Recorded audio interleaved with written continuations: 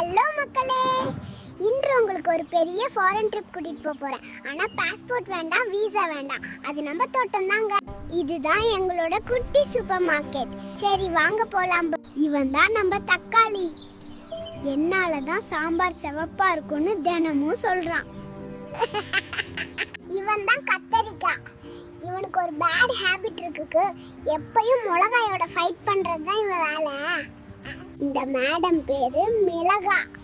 பார்க்க தான் இவங்க குட்டி, ஆனா இவங்க பவர். கரண்ட் கம்பியில கைய வச்சா எப்படி இருக்குமோ அப்படித்தான் இருக்கும். இது நம்ம பூசணிக்காய் பாஸ். ஜிம் போக வேண்டிய அவசியமே இல்லை. இவனை தூக்கியே நம்ம ஒர்க் அவுட் கம்ப்ளீட் பண்ணிடலாம்.